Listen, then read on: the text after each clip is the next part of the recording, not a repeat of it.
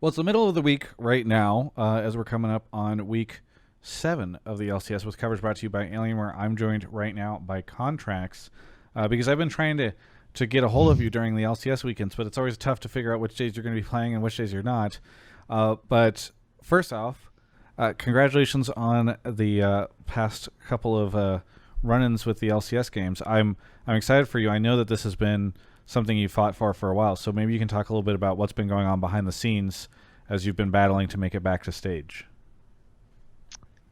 Um, Not like too much, honestly. Like I'm just grinding away, right? I've been playing Academy for the past 6 months or so with EG. Um, have some rough bumps in Academy, gelling as a team wise, but we've been on an upwards trend since around March. So um, yeah, just we made our play pretty consistent throughout the Academy split. So it's easier for me to kind of focus more so on my individual play. So um, yeah, I think I've definitely considered myself as a player this year to be someone that's worked on his consistency a lot compared to the past. Like, I feel like in the past I was known as a very coin flippy player, where I would either have these really um, insane pop off games, or I would look really really bad and just low lows, right? But I really feel this year I've worked on developing a lot of consistency as a player, and I think it showed. Well, you know what? I think what's been interesting to me is that I've seen a lot of times where players have popped out of the LCS or really struggled, and I think they tend to adopt like a kind of blase attitude. They're either like kind of whatever, they're just going to chill and wait to get back in, maybe, or they are, not even going to continue in the LCS. They're just going to leave and abandon attempts to be a pro player altogether. So, what is it that has driven you so hard to try to become better and better and continue to like fight your way back in? Yeah, definitely opportunities aren't going to just come at you, right? You really have to work for it. Um, my passion is just the game, right? Like I've been playing this game since I was 12 years old, so almost 10 years now. So I've just continued to grind, and this is just what I want to do. This is my my lifestyle, my way of life. It's just what I want to do. I just want to keep playing until I literally physically can't, or I know that I can't get to a point where like I can actually get a lot better. But as of right now, I still feel like I have a lot left in me, and I'm gonna keep working towards that. And I think I'm on a good track right now. And I'm just gonna keep grinding away, and hopefully I can get on to an LCS team full time soon. Have there been times where you've been discouraged? Because it does feel like you had such a great start. A lot of people had so much hype for you, and then it's been rocky ever since. So I don't Mm. know if there's been times where you're just like, should I keep doing this, or if you just like stayed really committed the whole time. Oh, I've definitely had rocky moments for sure where I considered either role swapping or just kind of just just not playing altogether. But the not playing one was like kind of in the very very like last option. I'd say my roughest moments were probably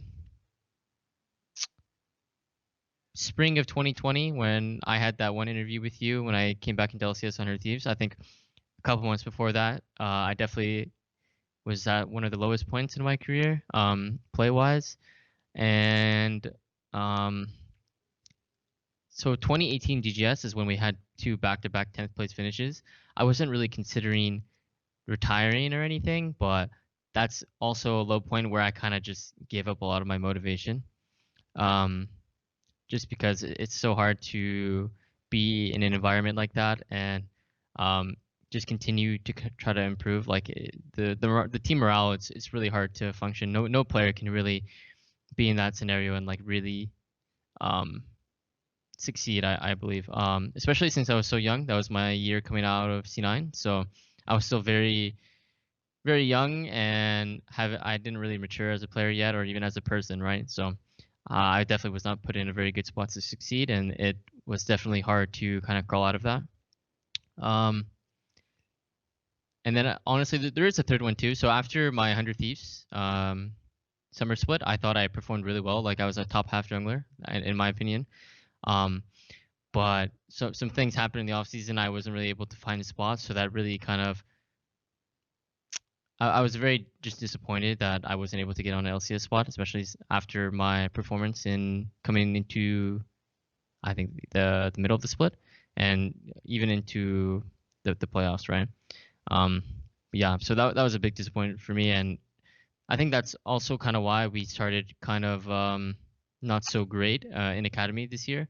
Like we EGA finished 10th place, I think, in regular season, but we were able to bounce back after we had like a little two-week break, and then we got fourth in proving grounds altogether. So yeah, definitely bumps here and there, but I've kind of just mentally I figured out how to kind of just bring it back and just kind of think about the main goal. You mentioned considering a role swap. Do you feel like it's really difficult to get a jungle position in the LCS right now, or perhaps easier in other roles? Um, Especially since I've proved myself many times back. Actually, I like twice now. I've proved myself that I'm worthy of an LCS spot. So it definitely is kind of like it kind of persuades me to see if I can roll swap. But I mean, I don't. I think I'm in a good spot right now for jungle. I think I've proved myself enough. I don't think it's too difficult to get an LCS spot in NA right now. I think my main issue last year was like a lot of the budget issues that COVID kind of hit a lot of the teams. I wasn't really able to, yeah, get a spot, and I think I can definitely be an LCS starting jungler for a few teams right now. Yeah. What are your goals this split? Um, just to just to play well, and whenever I'm called for on the LCS team, to make sure that I'm ready and that I can perform really well for my team. I'm definitely looking forward to riding out into playoffs and just seeing what I can do for my team. I just want to do all I can to help EG, go to Worlds. I think that's the main goal for EG right now. EG really wants Worlds, and we're really hungry to keep improving and really play well in playoffs. You had kind of a emotional interview on the LCS broadcast, and afterwards I saw there was like an outpouring of support for you. Mm-hmm. What was it like having Hey, big let's fans go, like Kobe, who really like you? What was it like having seeing that level of support? In response to your return to the LCS for that game. Honestly, it was super surprising. Obviously the community hasn't really uh it's been my perception in the community has definitely been rocky. Like I started out really well, as you said, but as you just keep performing poorly and poorly, your perception changes, right? People aren't as supportive. They have more negative comments, right?